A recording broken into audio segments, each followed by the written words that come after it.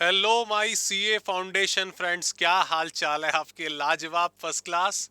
उम्मीद करता हूँ बिल्कुल बढ़िया होंगे और अपने एग्जाम के लिए, अपनी स्टडीज के लिए आप प्रॉपरली अच्छे तरीके से टाइम डिवोट कर रहे हैं। ओके दोस्तों, रिसेंटली हमारे इंस्टीट्यूट ने, आईसीआई ने जो ड्राफ्ट अपना रिलीज करा है, मतलब ड्राफ्ट पहले रिलीज हो गया था, अब तो वो बिल्कुल परमिट हो गया है।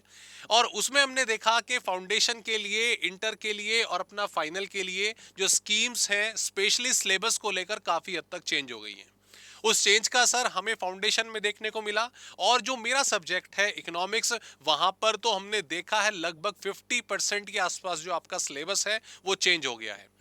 ये न्यू सिलेबस आपका डेफिनेटली कंपलसरी एग्जामिनेशन में नेक्स्ट ईयर में 2024 से लागू हो रहा है। और जब मैं ये आपकी वीडियो रिकॉर्ड कर रहा हूं तो उसके हिसाब से जो नए रजिस्ट्रेशन होंगे वो सारे के सारे इसी अटेम्प्ट के लिए होंगे, मतलब न्यू सिलेबस के लिए होंगे। ओके, बहरहाल हम स्कीम के बारे में बाद में बात करेंगे। यहां पर आज की इस वीडियो में मैं आपसे डिस्कस करने वाला हूं कि सीए फाउंडेशन इकोनॉमिक्स में, बेसिकली बिजनेस इकोनॉमिक्स में जो चेंजेस आए हैं वो क्या हैं और अब आपको नए सिलेबस के हिसाब से क्या क्या टॉपिक पढ़ने हैं। अगर मैं पुराने वाले की बात करूं दोस्तों, तो पुराने वाले पार्ट में business economics plus business and commercial knowledge, इन दोनों का कॉम्बिनेशन था। बिजनेस इकोनॉमिक्स जो इकोनॉमिक्स का मेन पार्ट थी वो लगभग 60 मार्क्स था हमारा। और बिजनेस एंड कॉमर्शियल नॉलेज, जिसमें कुछ बिजनेस थ्योरीज, अलग अलग कंपनीज के बारे में, टर्मिनोलॉजीज के बारे में पढ़ना होता था, वो 40 मार्क्स का था। हुआ यह है कि बिजनेस एंड कॉमर्शियल नॉलेज को पूरे तरीके से भुला दिया गया है, हटा दिया गया है। साथ ही जो बिजनेस इकोनॉमिक्स का पोर्शन था, जिसमें स्पेशली हम माइक्रो इकोनॉमिक्स पढ़ा करते थे, वो 60 मार्क्स का घटकर अब 50 हो गया है। और बाकी 50% के लिए आपके सिलेबस में वापस आ गई है, आप ये कह सकते हैं, मैक्रो इकोनॉमिक्स, जो कंटेंट आपको पूरा का पूरा न्यूली बेस पर पढ़ना है। तो आइए पूरा का पूरा सिलेबस एक बारी अच्छे तरीके से डिस्कस कर लेते हैं कि क्या चीजें आपको नए लेवल पर पढ़नी है आपके सीए फाउंडेशन के इकोनॉमिक्स के पेपर में। ठीक है, फाउंडेशन में पेपर नंबर 4 है हमारा, बिजनेस इकोनॉमिक्स के नाम के। तो अगर मैं स्टार्टिंग में दोस्तों अपना सिलेबस देखता हूं, अगर मैं स्टार्टिंग में अपने सिलेबस को यहां पे ध्यान से देखूं, तो chapter number 1 nature and scope of business economics, इसके बारे में बताया गया है। Chapter number 2 theory of demand and supply. Chapter number 3 production and cost. And chapter number 4 market. ये वो कंटेंट है जो आपने स्कूलिंग में माइक्रो इकोनॉमिक्स में तो पढ़ा ही था। ओके, यहां पर ये आपको दोबारा से पढ़ना है। ये ओल्ड वाले पैटर्न में भी एग्जैक्टली सेम था, इसमें कोई चेंज नहीं है। हाँ, इसमें जो नई चीजें, अगर मैं बात करूं कि अगर आपने अभी रजिस्ट्रेशन कराया है, आपको ओल्ड सिलेबस के बारे में नॉलेज नहीं है, तो माइक्रो इकोनॉमिक्स यहां पर कितनी सेम है कितनी नहीं, मैं उसके बारे में आपको बताना चाहता हूं। जो पहला चैप्टर है हमारा, nature and scope of business economics, इसमें आप what to produce, how to produce, हाँ सर याद है, स्कूलिंग वाला, माइक्रो इकोनॉमिक्स वाला बिल्कुल याद है। वो तो थोड़ा बहुत पढ़ना ही है। आपको यहां पर इनिशियली फोकस दिलवाया जाएगा बिजनेस इकोनॉमिक्स की मीनिंग के ऊपर। हमने क्या पढ़ा है स्कूलिंग में, हमने क्या पढ़ा है या नहीं पढ़ा, बेसिकली हमने क्या देखा था उसमें, इकोनॉमिक्स के बारे में देखा था, माइक्रो इकोनॉमिक्स, मैक्रो इकोनॉमिक्स। यहां पर इकोनॉमिक्स के साथ बिजनेस वर्ड को ऐड कर दिया गया। अरे बाप रे, तो इकोनॉमिक्स वर्ड के साथ बिजनेस वर्ड लगाया है, तो उसका क्या इंपैक्ट आएगा, क्यों हमें पढ़ाया जाएगा, वो सब इस टॉपिक के अंदर होगा। जहां तक मैं बात करूं, theory of demand and supply, ये ऑलमोस्ट बिल्कुल सेम है। हाँ, हालांकि इसमें जब हम इनकी इलास्टिसिटी पढ़ेंगे तो वहां पर हमें कुछ नई एप्लीकेशंस जो है पढ़नी पड़ेंगी, नए पार्ट्स कुछ पढ़ने पड़ेंगे। तो ये इलास्टिसिटी के मामले में ये चैप्टर आपके लिए नया होगा। ओके, हालांकि जब मैं बात करता हूं नया होगा, नया होने का मतलब ये कि आपने स्कूलिंग में पढ़ा है। अगर आपने नहीं पढ़ा है फिर तो आपको पूरा का पूरा ही पढ़ना है स्टार्टिंग से। और हमारी क्लासेस में ये चीज हम बिल्कुल स्टार्टिंग से फॉलो करते हैं।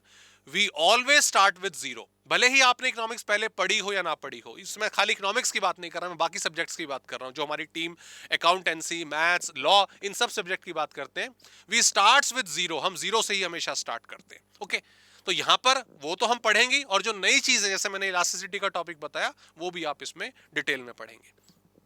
जब प्रोडक्शन, कॉस्ट और मार्केट की बात हम करते हैं दोस्तों माइक्रो इकोनॉमिक्स में या बिजनेस इकोनॉमिक्स के इस पहले पार्ट में, सर ये भी हमने देखा है स्कूलिंग में प्रोडक्शन कॉस्ट के बारे में, लेकिन जो चीज आपने नहीं पढ़ी होगी प्रोडक्शन एंड कॉस्ट के बारे में, वो है दोस्तों लॉन्ग रन।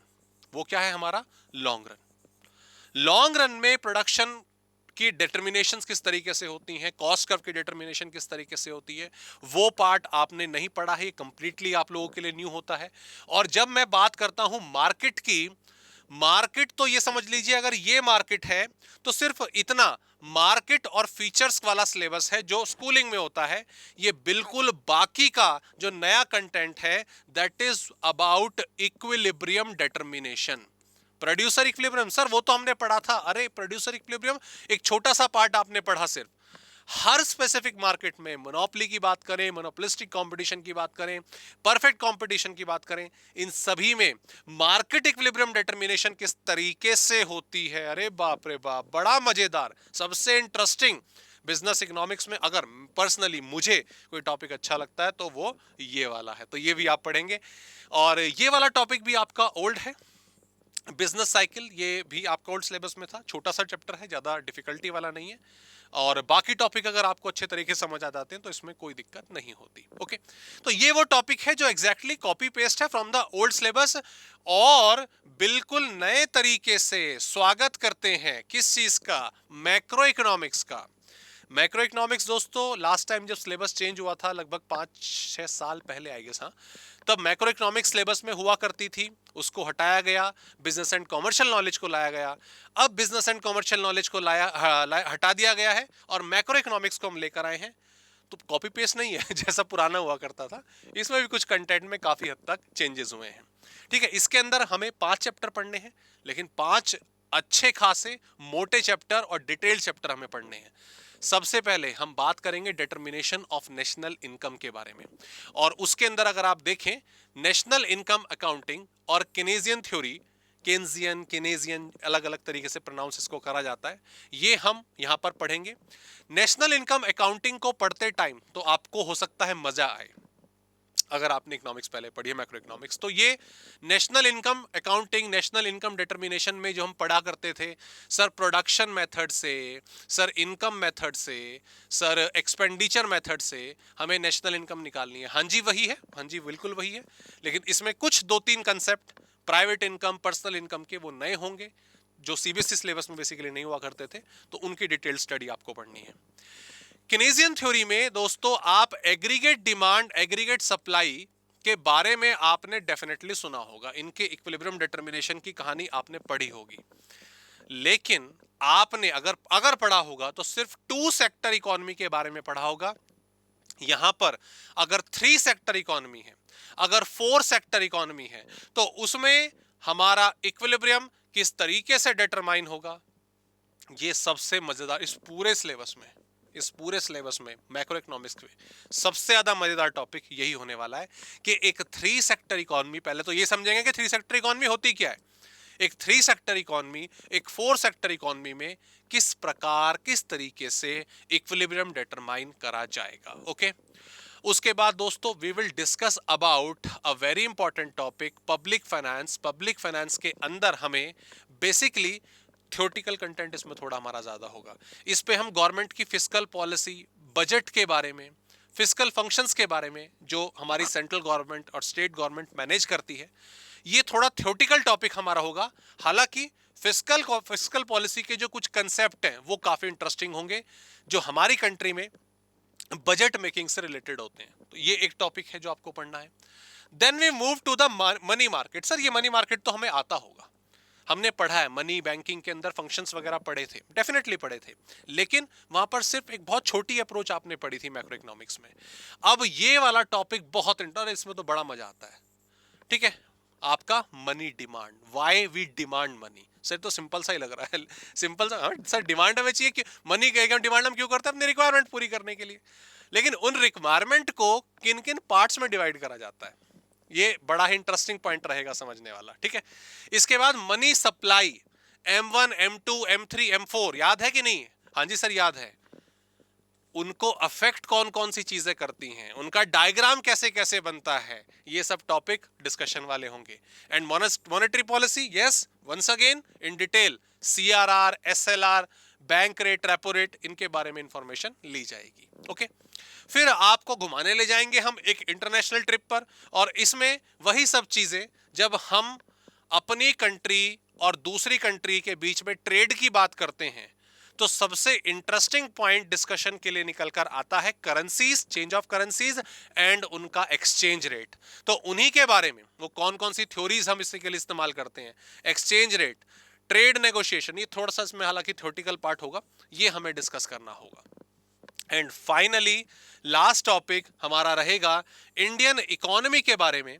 इसमें दोस्तों हम हमारी कंट्री के जो इकोनॉमिक रिफॉर्म हुए हैं, जो हमारी कंट्री के इकोनॉमिक रिफॉर्म हुए हैं, उनको लेकर हम डिस्कशन करेंगे।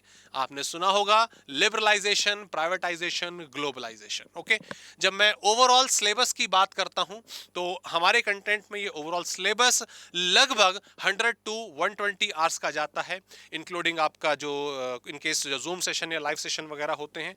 और यहां पर आपकी जो क्लासेस हैं अभी तक हमारी बिजनेस एंड कमर्शियल नॉलेज, अगर आप जाती है मतलब दिसंबर अटेम्प्ट के लिए तो obviously business and commercial knowledge जाएगी। अदरवाइज न्यू सिलेबस के लिए भी सीओसी की तरफ से कंटेंट 100% तरीके से रिकॉर्ड होकर बच्चों को जाना स्टार्ट हो गया है। Okay, so wish you all happy studies. इसके अलावा दोस्तों इकोनॉमिक्स को लेकर या किसी और कंटेंट को लेकर आपकी कोई भी सीए फाउंडेशन से रिलेटेड क्वेरी है तो आप उसको कमेंट बॉक्स में डाल सकते हैं। सीओसी की एकेडमिक टीम जो 100% हमारे आपके लिए हमेशा आपके साथ रहती है वो आपसे कोऑर्डिनेट करेगी और आपकी जितने भी प्रॉब्लम्स हैं उनका सॉल्यूशन देगी। ओके, तो मिलते हैं आपसे किसी नेक्स्ट क्लिप में अबाउट द इकोनॉमिक्स, और तब तक आप अपना ध्यान रखिए और अपनी स्टडीज को बेहतर बनाइए। Please take care, bye bye.